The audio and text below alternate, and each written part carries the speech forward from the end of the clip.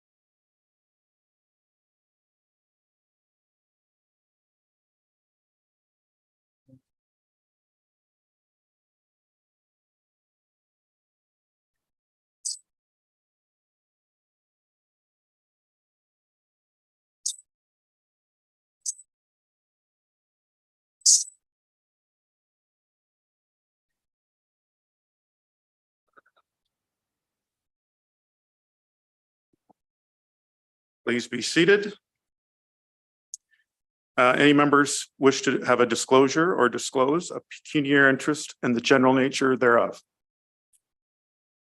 I have a pecuniary interest with respect to other business items with respect to Integrity Commissioner, which I'm declaring.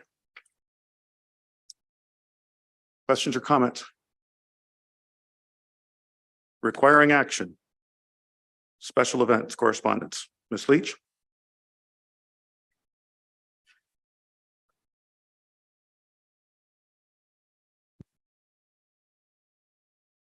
Mayor Sloan, the motion reads that report SE 1423 special events application Dino Days Canadale Nurseries be received as information, and that council approve the special events permit for Dino Days Canadale Nurseries to be held on Friday, September 23rd to Sunday, September 25th, 2022 from 10 o'clock a.m. to 4 o'clock p.m.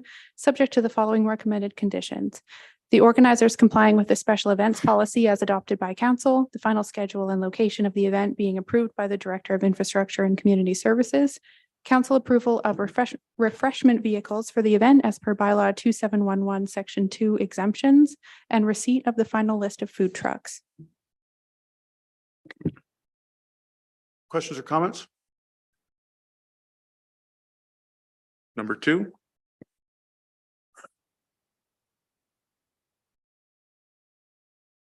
Can I get a mover and a seconder, please? Councillor Watson, Councillor Bachman.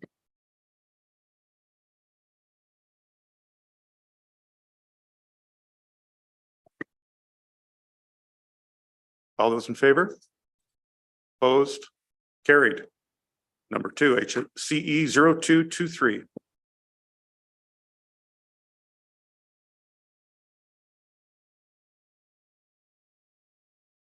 Questions or comments? Mover and a seconder. Councillor Connors, Councillor Bachman. Mayor Sloan, the motion reads, moved by Councillor Connors, seconded by Councillor Bachman, that report HCE 223 regarding designation of Alma Villa be received as information, and that council approve the designation of the entire exterior of the building as requested by owner David Russell and recommended by Heritage Central Elgin. All those in favor? Opposed? Carried. Number 3, HCE 0323. Mover and a seconder, please. Councillor Halpin. Seconder, please. Councillor Bachman. Mayor Sloan, the motion reads, moved by Councillor Halpin, seconded by Councillor Bachman, that report HCE 323 regarding designation of Liberty Hill Club be received as information, and the council approve the designation for the entire exterior of the building as requested by owner David Russell and recommended by Heritage Central Elgin. Question, Councillor Watson? Yes, through you, Mayor Sloan. Last time we tried to designate something, they came back to us and said they didn't want to do it. Do we have something in writing from Mr. Russell? Because I don't want to have any egg on the face again. That's all. I think we'll have to defer to. Does anyone have any further information? Either clerk or deputy clerk, please? Mayor Sloan, through you to Councillor Watson. Correspondence directly from the owner, Mr. Russell, has not been received. The recommendation came through Heritage Central Elgin. Councillor Watson, follow up. Well, I didn't, through you, Mayor Sloan. I missed my chance to comment on the last designation, but I don't want to do anything going forward if I don't have a signed letter from the owner. Thanks. Thank you. Councillor Halpin. Thank you. Through you, Mayor Sloan. Can Councillor Graham speak to this at all from her involvement with the Heritage Committee? Councillor Graham. Through you, Mr. Mayor, to Councillor Watson. So it does say that building is requested by David Russell. My understanding through the conversations back and forth on email through Heritage Central Elgin is that Dave is fine with it. He's never reached out to me to say he wasn't. He spoke with previous Mayor Martin and said that he was fine with it from my understanding from those emails back and forth.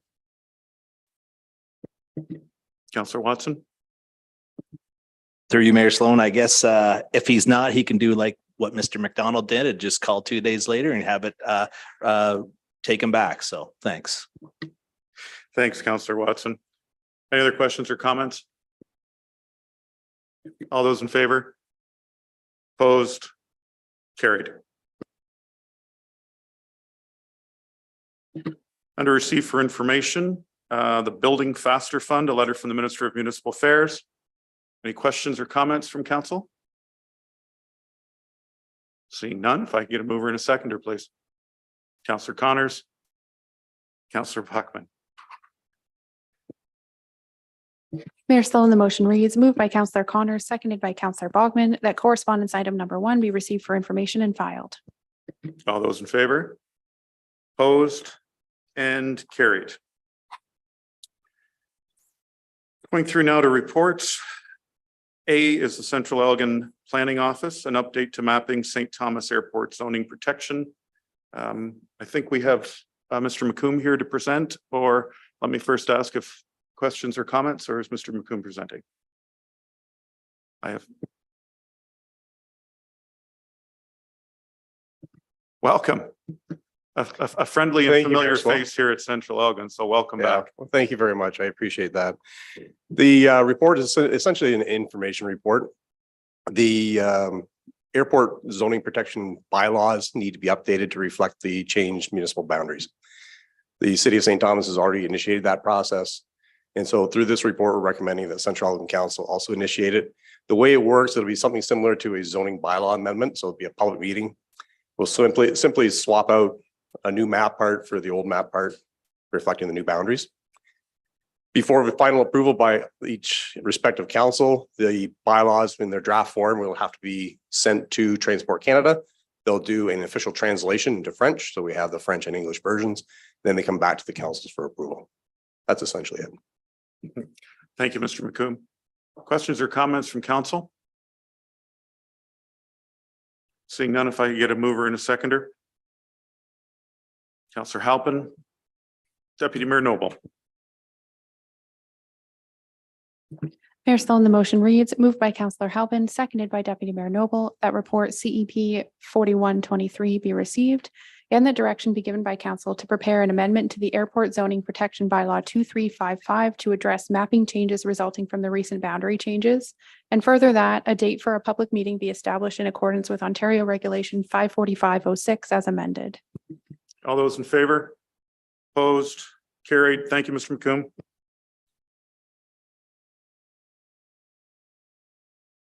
Moving right along. Director of Infrastructure and Community Services, Minister of the Environment, Conservation and Parks, Belmont Drinking Water System Inspection Report. Did you wish to comment on this, Mr. Brooks? Sure, Mr. Mayor. This report summarizes the inspection completed by the Ministry of Environment, Conservation and Parks on the Belmont drinking water system.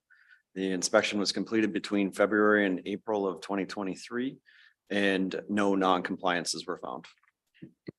Thank you, Mr. Brooks. Any questions or comments from council? Councillor Bachman.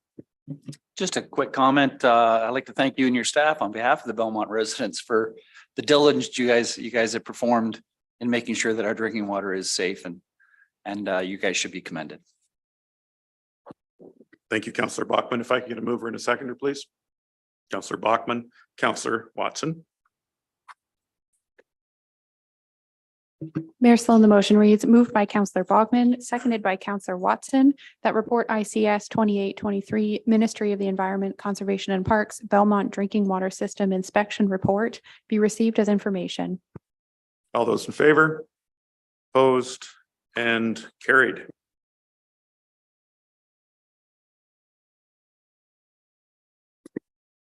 Director of Fire Service Rescue, Director of Fire Rescue Services, Fire Chief, Chief Ormrod, you wish to make a clarification, sir?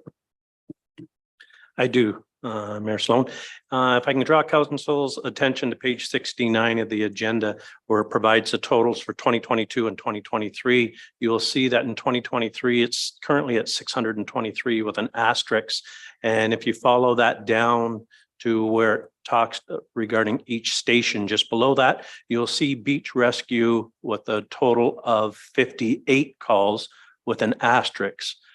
If I could have council turn to page 76 of the report.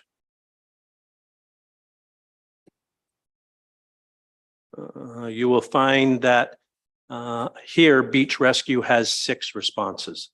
So the numbers do not total up. And the reason for that is, as you can see up above in the previous page, July and August are our busiest months, as they are for dispatch. And a number of the beach rescue calls take between 1 minute to 5 minutes, and they're minor in nature, but they tie up about 20 minutes or so of dispatch time. Dispatch had asked if we could revert back to a former method of those minor calls. We would track in a log at the beach, but for those major calls could still notify Tillsonburg Fire to be able to dispatch additional resources. So that's the reason why you will not see the numbers line up moving forward. I just wanted to draw your attention to that. All right. Thank you, sir. Thank you, Chief. Questions or comments? Councillor Watson. Through you, Mayor Sloan. When Captain Chief Omar, I was referencing page numbers. I don't have the same page numbers. Is there a reason why I don't have I can't find it, or? Oh, I didn't download the right PDF file. Sorry.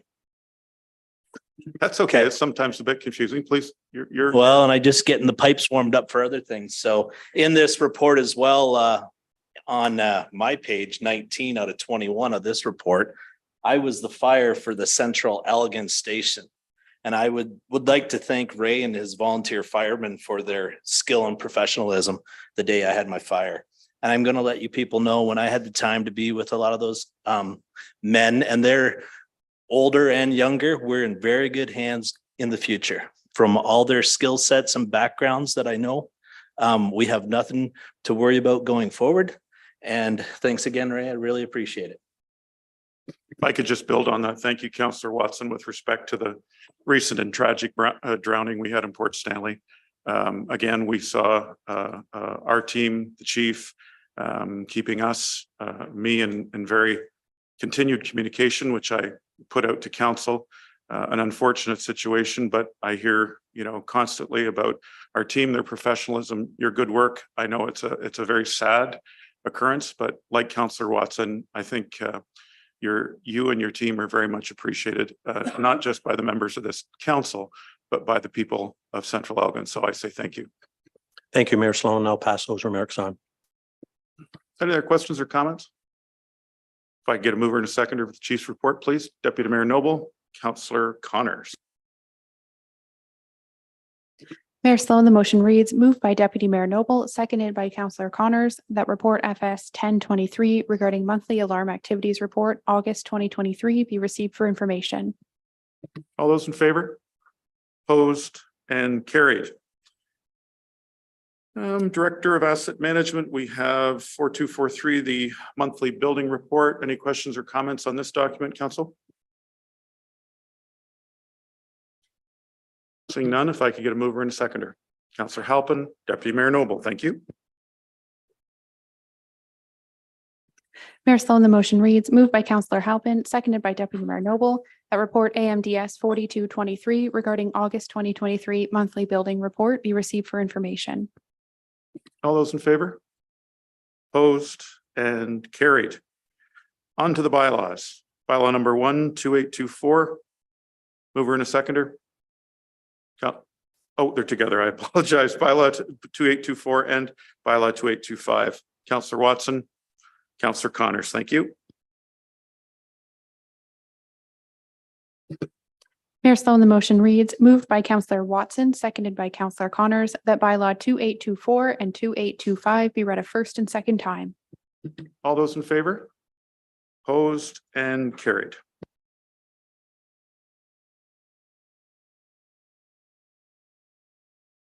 We're now moving into other business. I'm going to ask the Deputy Mayor to assume the chair, please. We'll switch these.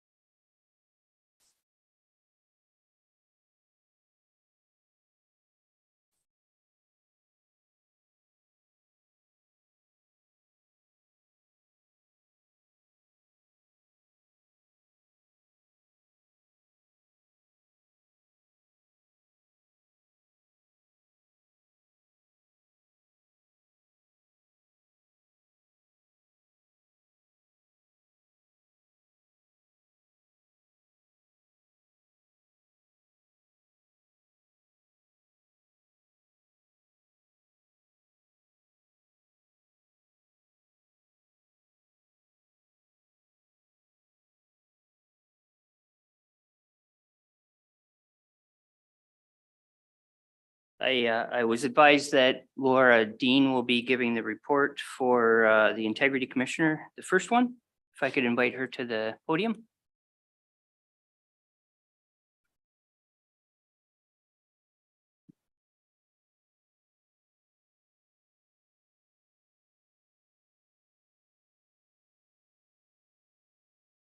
Welcome, Ms. Dean. Thank you. And good evening, Deputy Mayor Noble and Mayor Sloan and members of council. My name is Laura Dean and I'm here as the Integrity Commissioner for the Municipality of Central Elgin. And I'm here tonight to present four reports to council.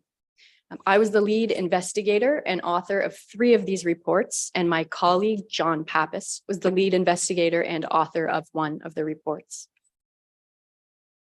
The municipality appointed Aird & Burles LLP as its integrity commissioner under subsection 223.31 of the Municipal Act 2001 on December 12th, 2022 by bylaw number 2748. As integrity commissioner, one of our functions is to receive, consider, and where warranted, investigate complaints alleging members of council or members of local boards have contravened the code of conduct for the municipality of Central Elgin. I'll be referring to this document as the code or the code of conduct interchangeably. The code of conduct was adopted by the previous council on March 26th, 2018 by bylaw 2247. Another one of our functions as integrity commissioner is to receive, consider, and where warranted, investigate applications alleging members of council or members of local boards have contravened the Municipal Conflict of Interest Act. I will be referring to this as the MCIA or the Municipal Conflict of Interest Act. As I mentioned, tonight I will be presenting reports on 4 investigations. Two of these investigations related to alleged code of conduct violations. And two of these investigations related to allegations that the Municipal Conflict of Interest Act had been contravened. Now I will start by presenting the reports that are dealing with the MCIA applications.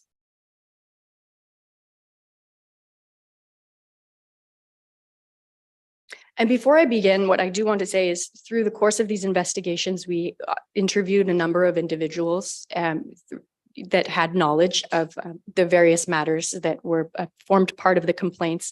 And one of the things that I do want to say is it was clear from everybody that we spoke to that everybody had the municipality's best interests in mind and that everybody wants the municipality to succeed. So it's my hope that these reports don't stoke any existing conflict or mistrust.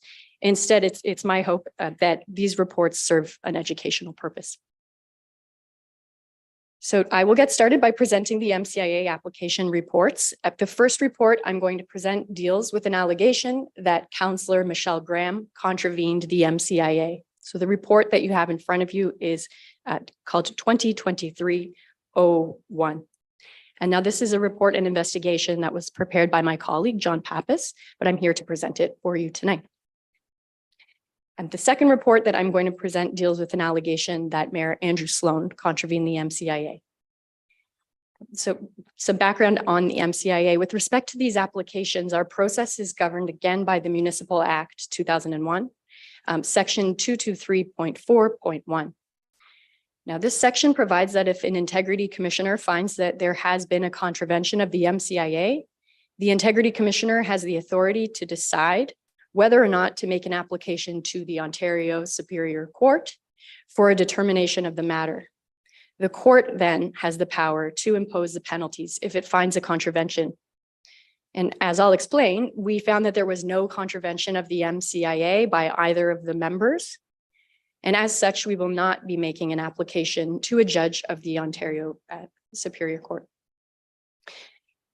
Council's role regarding the MCIA reports then is merely to receive them for information.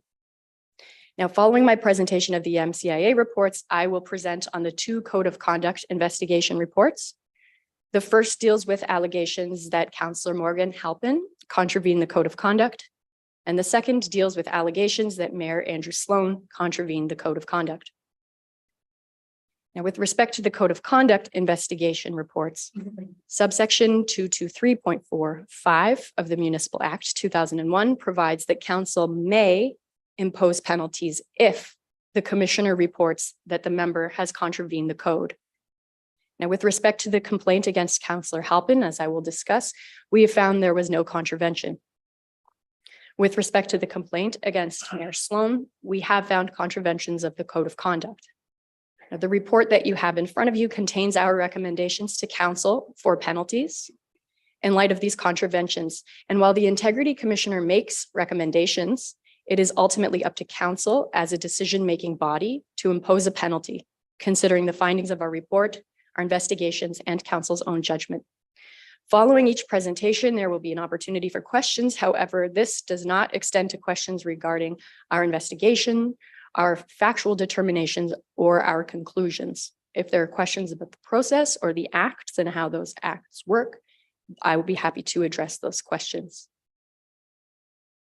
Now, moving on to the reports, I don't propose to go through the entire report in great detail. There are 4 of them, and I do think that the reports speak for themselves. As with any investigation reports, they distill and synthesize the facts and the issues, assess them against the framework of the MCIA or the Municipal Act and the code. And those reports make findings and draw conclusions. Now, beginning with the report addressing the allegation that Councillor Graham contravened Section 5 of the MCIA. Now, for reference, Section 5 of the Municipal Conflict of Interest Act provides that where a member either on his or her own behalf or while acting for, by, with, or through another has any pecuniary interest, direct or indirect, in any matter, and is present at a meeting of council or local board at which the matter is the subject of consideration, The member A shall, prior to any consideration of the matter at the meeting, disclose the interest and the general nature thereof. B shall not take part in the discussion of or vote on any question in respect of the matter. And C shall not attempt in any way, whether before, during, or after the meeting, to influence the voting on any such question. As I was saying, the application alleged that at a meeting of council held on February 13th, 2023, the councillor contravened Section 5 of the MCIA by failing to declare a pecuniary interest in, participating in discussion of, and voting on a resolution regarding modifications to municipal parking regulations associated with the municipality's Port Stanley parking study.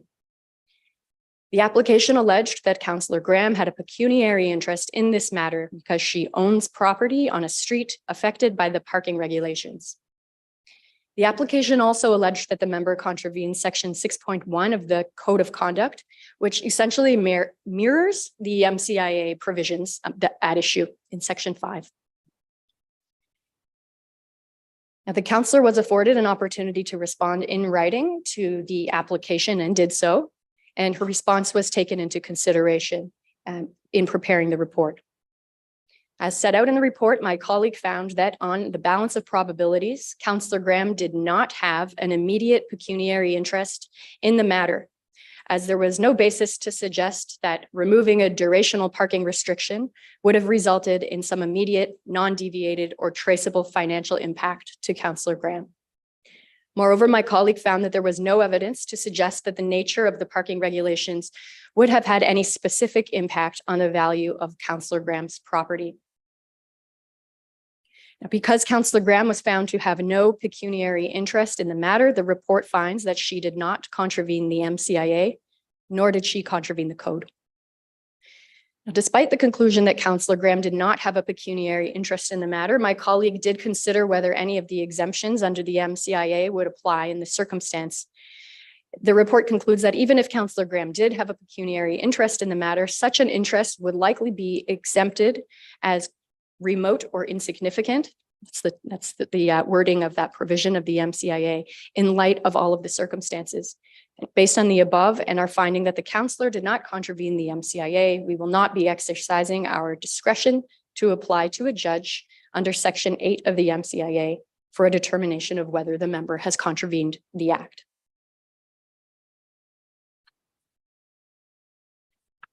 Now I will move on to our second report.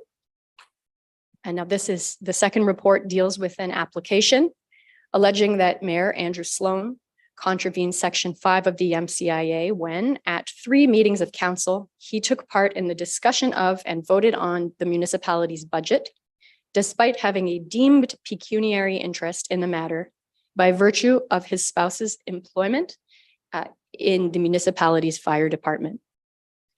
Now, Section 3 of the MCIA provides that a pecuniary interest of a member's spouse is deemed to be the pecuniary interest of the member. And to back up, just because I realize I didn't say it before, a pecuniary interest is a financial interest. The mayor was provided with an opportunity to respond to the allegations in the application, and we considered his response in preparing the report.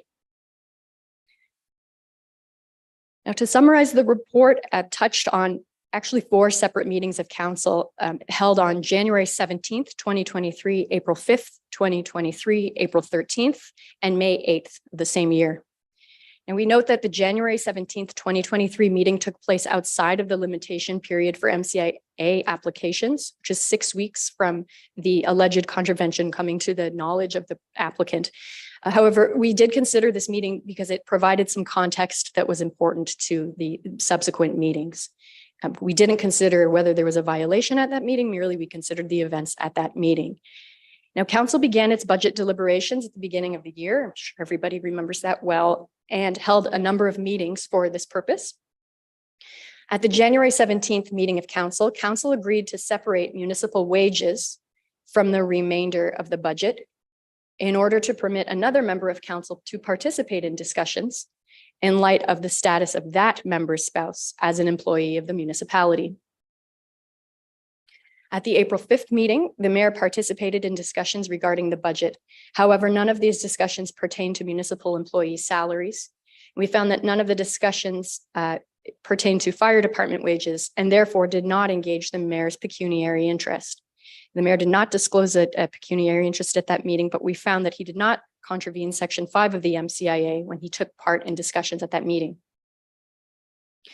I would like to say too that the MCIA contains no requirement that a member request to divide a particular matter in order to permit that member to speak to and vote on a larger question. As such, the mayor did not contravene the MCIA when he made no request to divide the wages from the budget, the rest of the budget.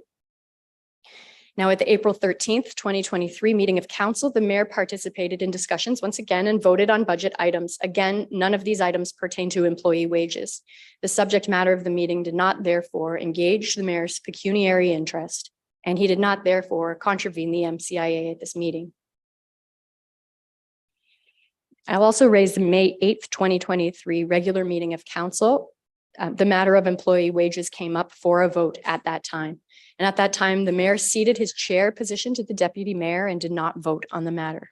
Now, based on the above, we found the mayor did not contravene the MCIA.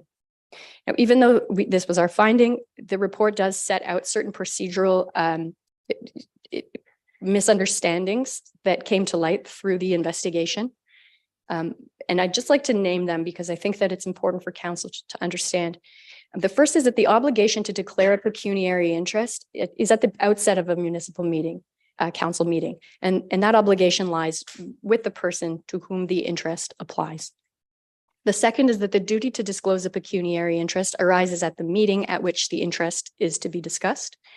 The member must disclose the interest and the general nature thereof prior to consideration of the matter and may not take part in discussions or vote on the matter.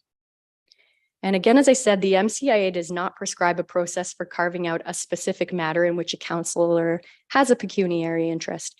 However, some municipalities have adopted the practice of separating municipal wages from the overall budget discussion and vote. And this is a practice that allows council members to declare a pecuniary interest in the smaller matter and recuse themselves from discussion about that. However, it does allow them then to participate in the larger matter and the voting on that matter. And this is a process that this municipality's integrity commissioner did recommend be followed with respect to the municipality's budget deliberations. And if a member of council declares a pecuniary interest at the outset of a meeting, it doesn't mean that they will ultimately possess a pecuniary interest in the matters being discussed. For example, a member may declare a pecuniary interest in anticipation of a matter coming forward, but due to time, the matters move to a different meeting. But it is best practice to declare a pecuniary interest if a member of council anticipates that they may have a pecuniary interest in a matter that's slated to be discussed. Now, as we found no contravention, we will not be exercising our discretion to apply to a judge under Section 8 of the MCIA for a determination of whether the mayor has contravened the MCIA. Now, moving on to our investigations with respect to the Code of Conduct complaints. I'll start with the complaint 2023-13. This report contains the findings of our investigation into a complaint that member Halpin contravened the municipality's Code of Conduct by virtue of certain comments and behavior following the April 13th, 2023 special meeting of council. The specifics of the complaint are set out in the report, and as I said, relate to the behavior of the member and certain comments she made to other members of council, specifically Councillor Connors, Councillor Noble, and Mayor Sloan, following the special meeting. The complaint alleges that this conduct contravened sections 5.3, 8.1, 8.2. Can I just get clarification? I don't think I was in on that one, was I? When you were reading that, you had Deputy Mayor Noble. I believe it was Councillor I'm sorry, Watson. Watson. I'm very sorry about that. That's Councillor Watson. Thank you for the correction. The complaint alleges that this conduct contravened sections 5.3, 8.1, 8.2, and 11.3 of the code. We provided Councillor Halpin with an opportunity to respond to the allegations, and parts of her response are included in the report. And the complainant was also provided with an opportunity to review the councillor's response. And as part of our investigation, we interviewed a number of individuals with knowledge of this confrontation following the April 13th, 2023 special meeting. As set out in the report, we found that on the balance of probabilities, Councillor Halpin's conduct did not contravene the code. Now, I'm going to review each section of the code that's alleged to have been contravened, and I'll provide my analysis in support of the finding. The first section is 5.3. It reads as follows: members will conduct their dealings with each other in ways that maintain public confidence in the position to which they have been elected or appointed. Members will be open and honest, focus on issues rather than personalities, and avoid aggressive, offensive, or abusive conduct. As I said, based on our investigation, we find that the member did not contravene section 5.3 of the code. We find the member's conduct was not dishonest and did not focus on personalities. We also find the member did not engage in aggressive conduct. The member's conduct was not physically aggressive. While the member may have spoken in a charged manner, she did not use indecent language, words, or expressions, nor did she engage in verbal abuse, as such term has been interpreted in Code of Conduct investigations. It's clear that the members who were targeted by the member following the meeting felt somewhat uncomfortable. However, we are not able to conclude that the member's behavior objectively rose to the level of aggressive, offensive, abusive, such as to contravene section 5.3 of the code. Moving to section 8.1 of the code, members have a duty to treat members of the public, each other, and staff with respect and dignity without abuse, bullying, or intimidation. Based on our investigation, we find the member did not contravene section 8.1 of the code. Specifically, we do not find her behavior to have been abusive or intimidating or to constitute bullying. While the member's words may have been harsh and her manner abrupt, we do not find her words constituted verbal abuse.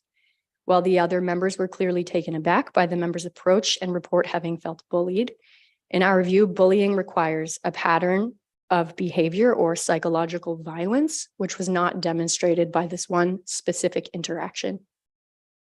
Similarly, intimidation has been found to mean frightening or overawing someone, especially to make that person do what one wants. In our opinion, the evidence does not support a finding of intimidation.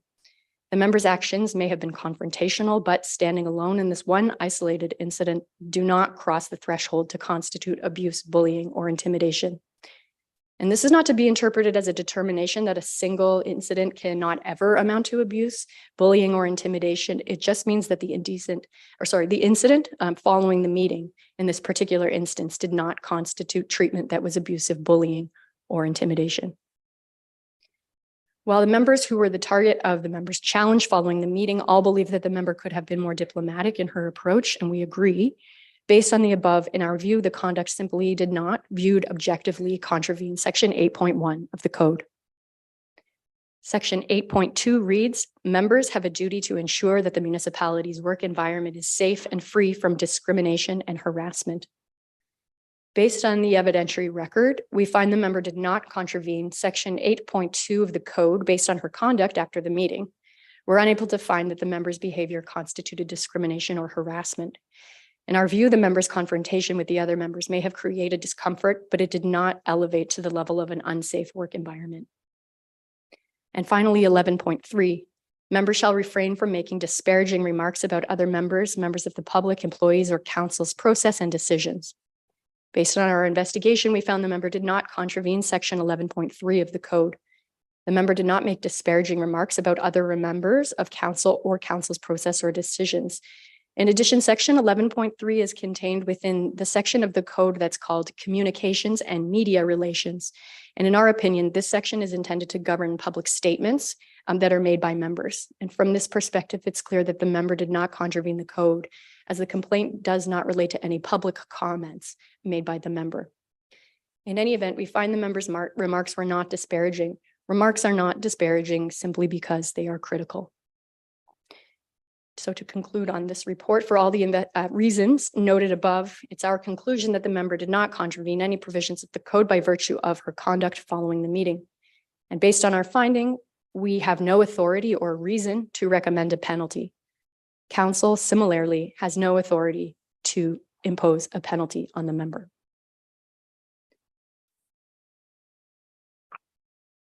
Now, finally, I will present the fourth report, which is an investigation report concerning a complaint that Mayor Sloan contravened the municipality's code of conduct. Details of the complaint and our process in receiving and reformulating the complaint are set out in the report. To summarize, the complaint alleged that the mayor contravened numerous provisions of the code with respect to, number one, his dealings with the municipality's former CAO, number two, his dealings with a consultant, number three, carrying out his role as head of council, number four, services provided by the consultant, and number five, his treatment of confidential information. The mayor was provided with an initial opportunity to respond to the complaint, which he did. And the mayor was also provided with an initial draft of the investigation report without the recommendations. Through the mayor's legal counsel, we received substantial submissions and made revisions to the report as a result. For the purpose of this presentation, I will only review those allegations for which we have found code contraventions, and the other allegations in our discussion of those are detailed in the report.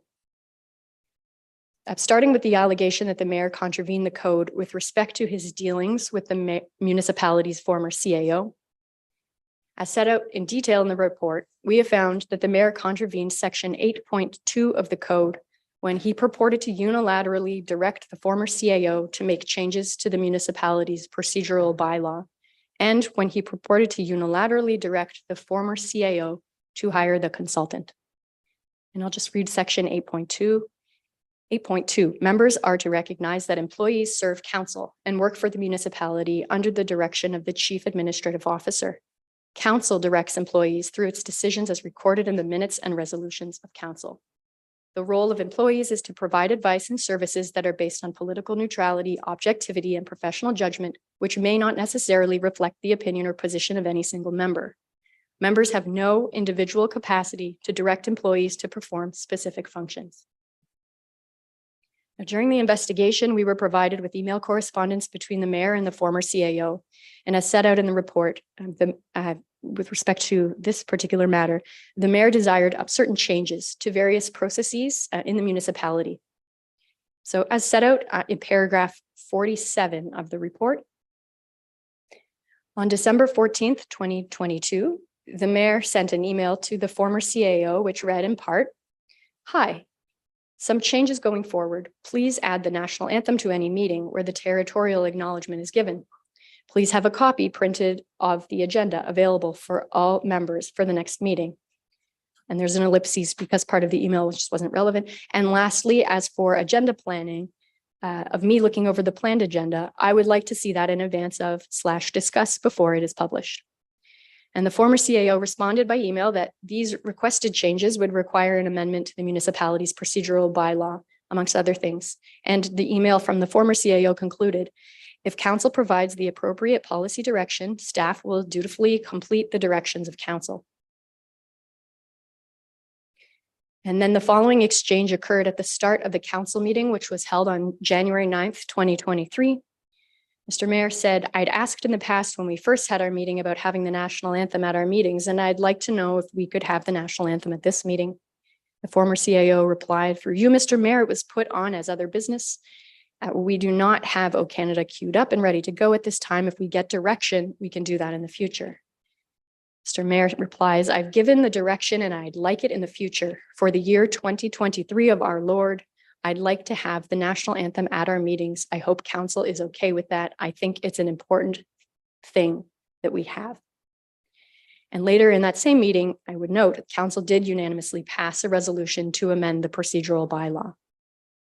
But we find that the mayor contravened section 8.2 of the code when he purported to direct the former CAO to make changes to the procedural bylaw without the requisite direction from council. We accept the mayor's submission that he did not understand his authority to direct the former CAO with respect to these procedural amendments when he did so on December 14th, 2022. And we also recognize that the former CAO did correctly advise the mayor that an amendment would be required to give effect to the mayor's direction. Despite this advisement, however, the mayor appeared to continue to direct the former CAO regarding this matter at the council meeting held on January 8th, 2023. Through the following words, which in our opinion are very clear.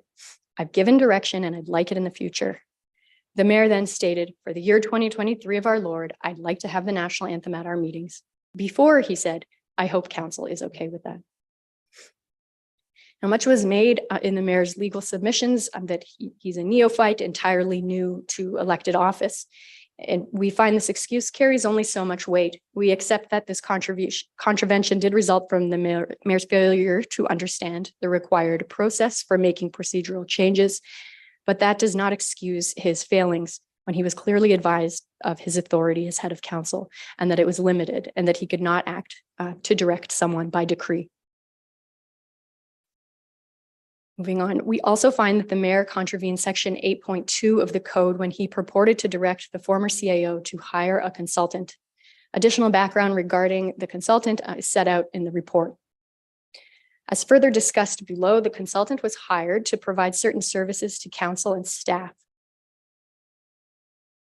Prior to the consultant being hired on December 1st, 2022, at the request of the mayor, the former CAO had a telephone call with the principal of the consultant.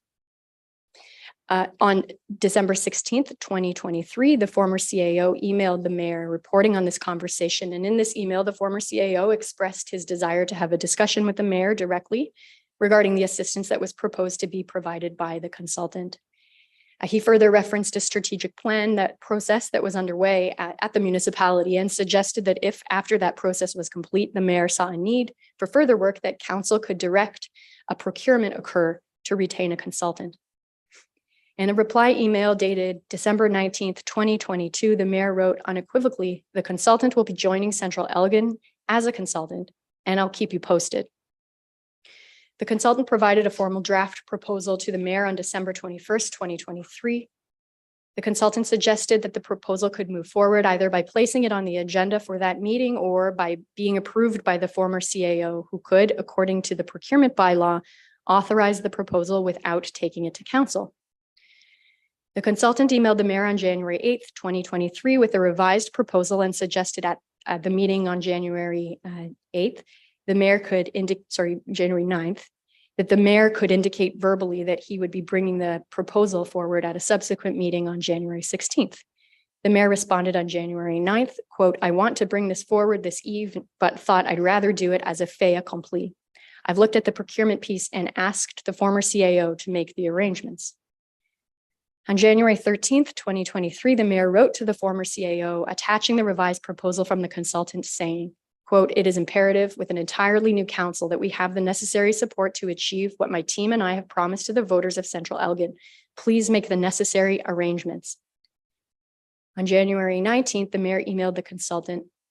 The former CAO wasn't comfortable doing the hiring and felt that the decision should be done by a council vote.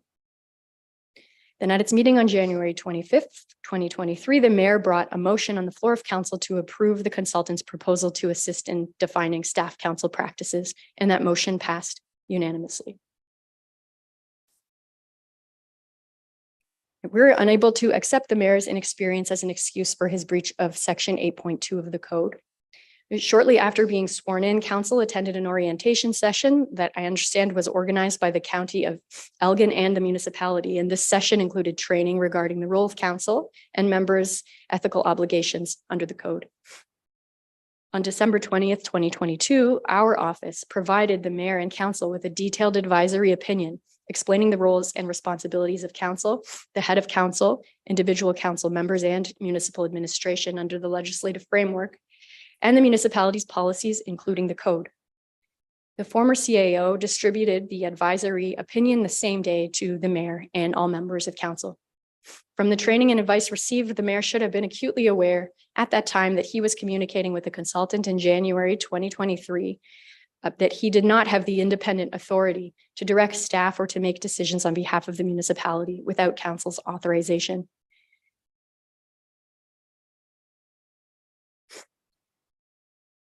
While the mayor was free to suggest that the former CAO could hire the consultant pursuant to the procurement bylaw, we find that his communication to the former CAO was not a mere suggestion, but constituted a purported direction to him to, quote, make the necessary arrangements.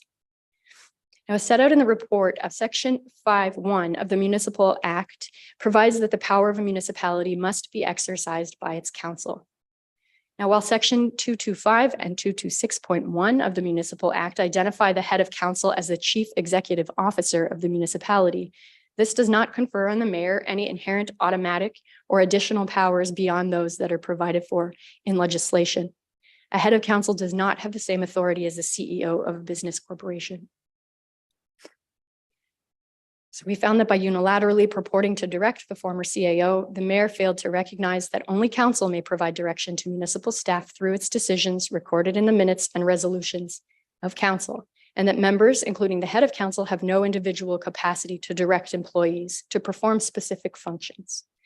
In our view, it's not necessary for an employee to actually act upon a member's improper direction to perform a specific task in order to find a contravention of section 8.2 of the code. Based on the evidentiary record, we find that the mayor contravened section 8.2 of the code when he directed the former CAO to exercise his authority to hire the consultant. We recognize this decision was ultimately made by council. However, this is only so because the former CAO did not believe it was appropriate to contractually engage the consultant without input from council. So moving on to the other allegations in the complaint. The second was allegations with respect to the mayor's treatment of the consultant, dealings with the consultant. And based on our investigation, we did not find that the mayor contravened the code with respect to his dealings with the consultant. Number three, the mayor's role as head of council. So turning to the allegation that the mayor contravened the code in carrying out his role of head of council. The complaint alleged that the mayor contravened the code when he signed a non-disclosure agreement binding the municipality without requisite council direction. The NDA relates to confidential information regarding the province's plan to annex lands from the municipality into the city of St. Thomas. Set out in paragraph 129 of our report. Prior to the election, the mayor indicated that he would not sign an NDA in relation to the annexation plan. And following the election, a number of individual members of council executed NDAs in order to receive confidential information. And then the province subsequently requested that the municipality execute a revised form of NDA, which would bind the municipality as a direct party to the agreement. On February 5th, 2023, the mayor signed the revised form of NDA on behalf of the municipality. At the time the mayor signed the NDA, he had no formal direction from council in the form of a bylaw, resolution, or direction to enter into the agreement. So through our investigation, we found that the mayor contravened sections 5.1, 5.2, and 5.6 B and C of the code when he signed the NDA without formal council direction to do so.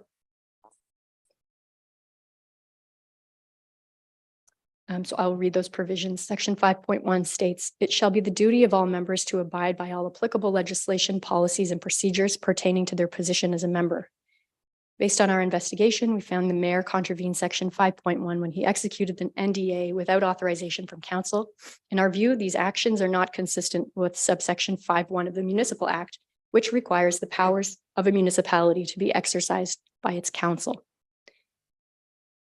Now, section 5.2 reads, members shall at all times serve and be seen to serve their constituents in a conscientious and diligent manner. Based on our review of the evidentiary record, we find the mayor contravened section 5.2 of the code when he executed the NDA without express direction or approval from council. The municipality's constituents have a right to expect that all members of council, including the mayor, will follow the requisite procedures. When the mayor executed the NDA without formal authorization, we find he failed to act in a conscientious and diligent manner. Now turning to section 5.6 reads, in accordance with the Municipal Act and the Municipal Conflict of Interest Act, every member shall exercise their power and discharge their official duties in accordance with the following principles. B says, exercise care, diligence, and skill that a reasonably prudent person would exercise in similar circumstances. And C says, exercise their powers only for the purposes for which they were intended. We find that the mayor contravened section 5.6 B and C when he executed the non-disclosure agreement on behalf of the municipality without approval from council. In our view, a reasonably prudent mayor would ensure that actions taken on behalf of the municipal corporation are duly authorized as required by law. As noted, the mayor had no unilateral executive authority at law to take such actions, and he could not purport to rely on his power as chief executive officer and as head of council to do so. Looking at the next allegation, which was with respect to services provided by the consultant. The complaint alleged that services provided by the consultant constituted an inappropriate gift to the mayor, the acceptance of which violated the code of conduct. And as detailed in the report, we have not found a contravention of the code with respect to this allegation. And the final allegation is that the mayor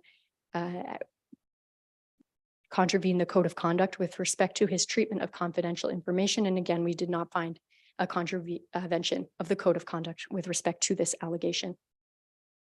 So finally, moving on to the recommendation. Given our finding that the mayor has contravened sections 5.1, 5.2, and 5.6B and C of the code, we recommend the following penalty. We recommend council suspend the mayor's remuneration for a period of 30 days. And in addition to that recommendation, we recommend that council impose the following remedial measure. And that is that the mayor issue a public statement in open session at the next regular meeting of council, explaining any efforts he has made or will make to understand and execute his role as head of council in accordance with the code. And our recommendation is found at paragraphs 170 and 171 of the report. And as I stated at the beginning of my presentation, these recommendations are the only matters that are before council for consideration this evening. And council is the decision-making body and is entrusted with enforcing its code of conduct. As I indicated, we've investigated the complaint. We've produced reports that details our findings and conclusions. And this report makes recommendations flowing from those findings and conclusions. And we've done this in accordance with our authority, mandate, and jurisdiction as an independent officer. And we've adhered to procedural fairness to all parties. There are only two possible penalties under the Municipal Act 2001, a reprimand and a suspension of pay for up to 90 days. Other measures such as remedial measures, as we've suggested, have been sanctioned by the courts, and we are able to make suggestions for these types of recommendations. The Municipal Act 2001 does not include criteria for imposing penalties. So in determining our recommended penalties, we considered the list of purposes for penalties that's typically relied on by professional and regulatory bodies, such as specific deterrence, general deterrence, rehabilitation, and the maintenance of public confidence in the accountability framework. The penalty and the remedial measure that we've recommended would act to both denounce the mayor's conduct and to provide specific deterrence to him from engaging in similar conduct in the future. It would also, in our view, maintain public confidence in the municipality's code and the ethical framework. And before I conclude this evening, I just wanted to mention as well that it came up through the course of the investigation that the complaint in this respect was already known to others in the community and council, and the mayor had actually heard about the complaint before it came to the attention of our office, or before we had an opportunity to contact the mayor. So I would caution the municipality and complainants in this case, it's public knowledge that the complainant was Councillor Halpin, against using our office, in a way so as to publicize complaints. And we are an independent officer and we are to remain as such. Before a complaint is investigated, it's an allegation. And so we do think that it's unfair to publicize complaints when there has not been a process to verify them.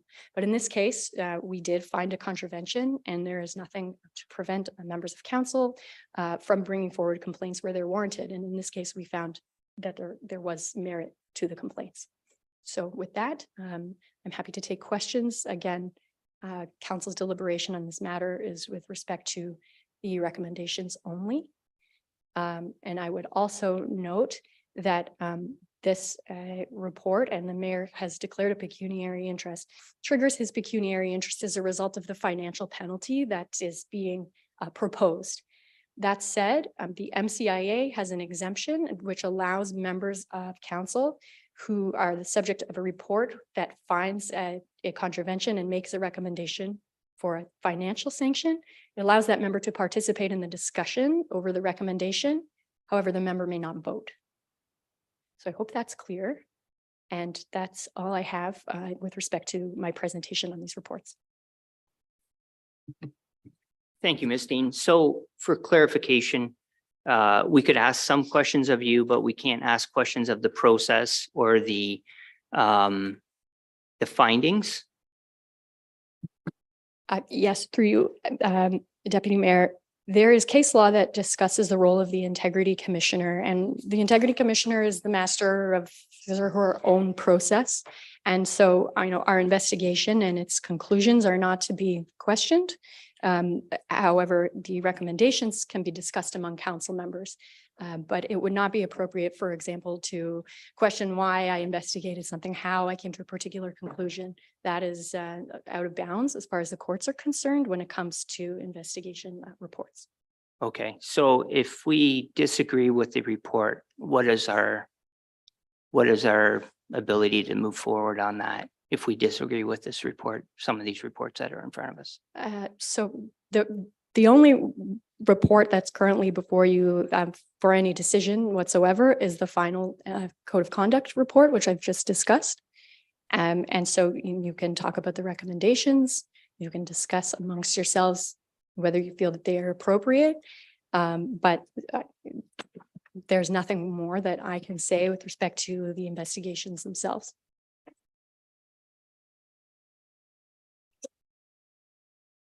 Okay. Thank you, Deputy Mayor. Maybe some confusion is that we have them listed as 4 separate reports. Is it possible that we can step through so they can receive the reports for information? Sure, in terms of the motion and The motion to receive the Absolutely. report for information, and so we can go through each step to receive each report individually. that process would be fine. Okay, we do have them in a different sequential order than what was presented. Can we, would council like to proceed in the order that's on the report? On here, okay. I'll read them out. So the Integrity Commissioner, Municipal Conflict of Interest Act Application Report 2023-01. I believe that's the one for Councillor Graham. I'll let Ms. Leach read the motion. Oh, need a mover and a seconder to receive that. Councillor Watson, Councillor Halpin. Deputy Mayor Noble, the motion reads, moved by Councillor Watson, seconded by Councillor Halpin, that the Municipal Conflict of Interest Act application report regarding application 2023-01 from the Integrity Commissioner be received for information and filed. Is there any discussion on this? No? Okay, all in favor? Opposed? Carried. The second Integrity Commissioner Report, Municipal Conflict of Interest Act Application Report 2023-04. That is the one, the MCIS for Mayor Sloan. Can I get a mover and a seconder for that one? Councillor Watson, Councillor Halpin. Deputy Mayor Noble, the motion reads, moved by Councillor Watson, seconded by Councillor Halpin, that the Municipal Conflict of Interest Act application report regarding application 2023-04 from the Integrity Commissioner be received for information and filed. All those in favor? Carried. Number 3, Integrity Commissioner Code of Conduct Complaint Report 2023-01. This is the one against Mayor Sloan. Just to clarify, because they kind of got out of order, this is the one that they want us to receive for information and that it imposes penalties. But I'll let Delaney read that. I'm just trying to clarify because they're out of order. Councillor Connors. Through you, Deputy Mayor. This particular report, I do not agree with for a number of reasons. And therefore, I don't want to accept it. So I put a motion on the floor that we don't accept it. Is there a seconder for Councillor Connors? I would second that. We have a motion on the floor to not accept that.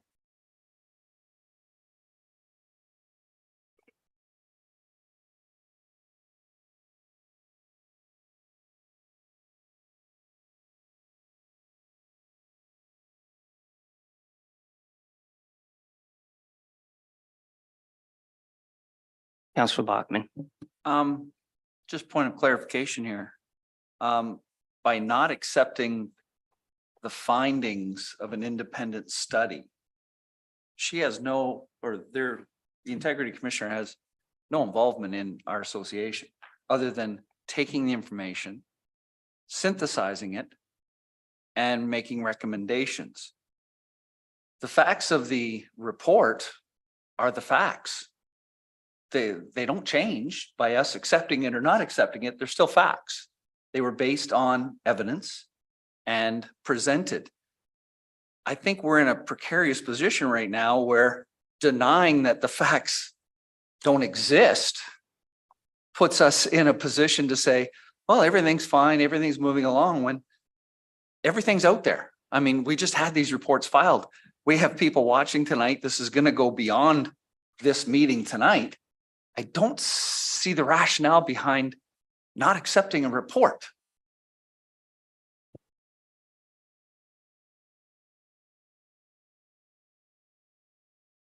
Did you have something constructed, Tony? Sure.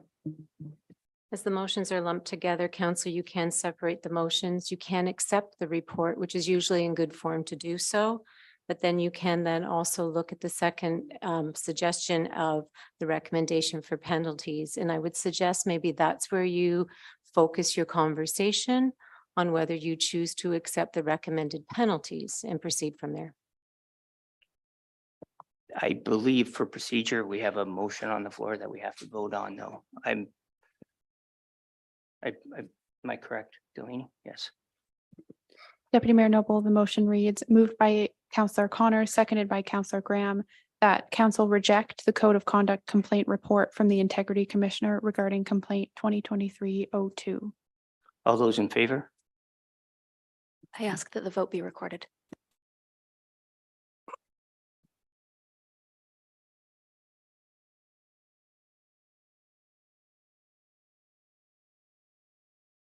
Councillor Graham, Yes. Councillor Halpin, No. Councillor Watson, Yes. Councillor Connors, Yes. Councillor Bogman, No. Deputy Mayor Noble, Yes.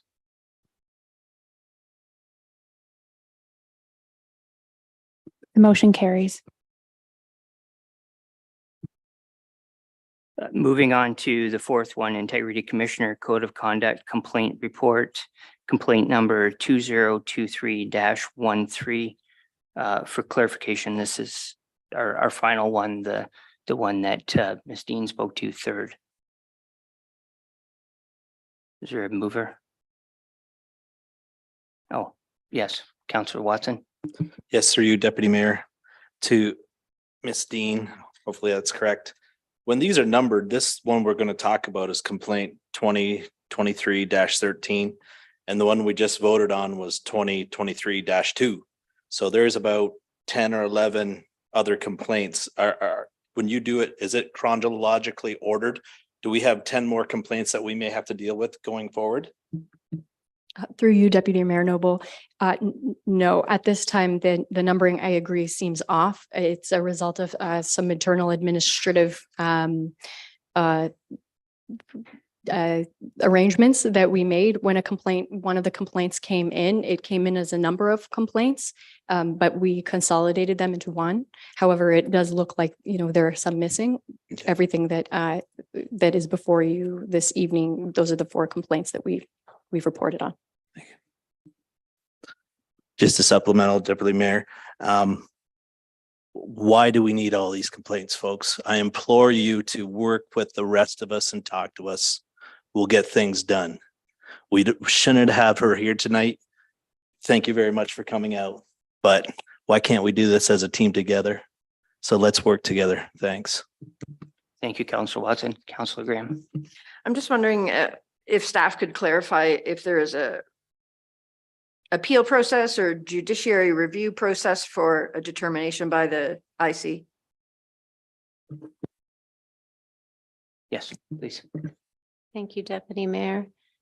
I believe in, the Integrity Commissioner may correct me if I'm wrong, that if they feel that they cannot appeal the decisions of the IC, but they can investigate, go to the ombudsman to investigate the process. Is that correct? Through you, Deputy Mayor Noble, it is possible to go to the the Ontario Ombudsman if there are concerns with respect to our investigation or process. There is also a precedent for Integrity Commissioner reports to be judicially considered as well. Considering that council didn't receive my report, which I have to say is highly unusual. I've never seen that happen before. I'm not sure that there is anything to judicially review. However, that has happened in the past with Integrity Commissioner reports. They have been judicially reviewed and there is a process through the Ombudsman. Continue, Councillor Graham. So I would like to make the motion on this report that we're currently talking about, not the one that we voted down, the current report, that we make a motion to receive the report, but also have it judiciarily reviewed. There's a motion on the floor. Is there a seconder for Councillor Graham's motion?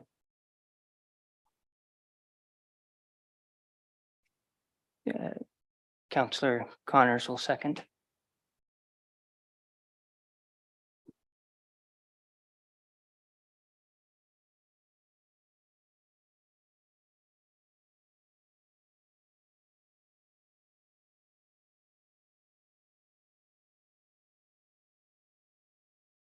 Go ahead. Councillor Mr. Helby. Chair, I do ask that we record this vote as well.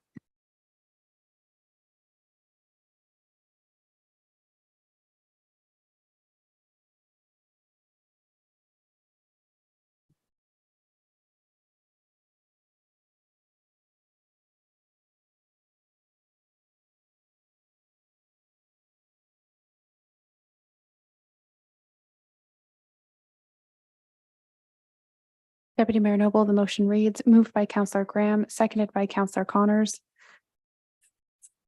that the Code of Conduct Complaint Report regarding complaint 2023-13 from the Integrity Commissioner be received for information and filed, and that staff be directed to advance the report for judicial review. Call the vote. Councillor Graham, Yes.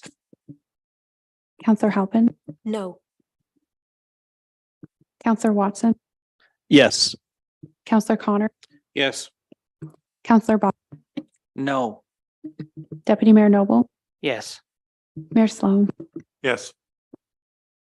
That's carried.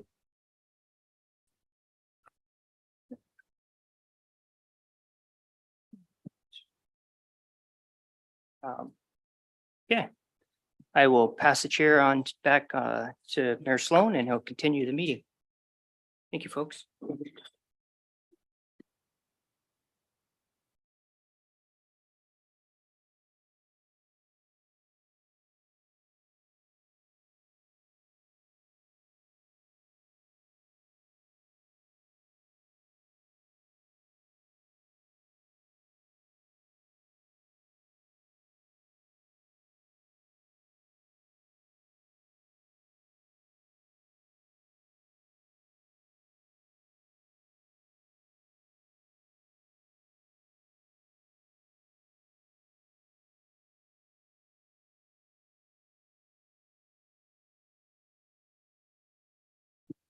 If I could get a mover and a seconder to proceed into closed session, please.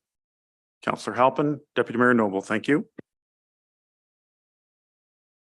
Mayor Sloan, the motion reads, moved by Councillor Halpin, seconded by Deputy Mayor Noble, that council proceed into closed session at 8:14 PM in order to address a matter pertaining to personal matters about an identifiable individual, including municipal or local board employees.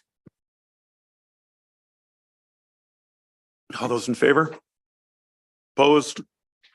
Carried.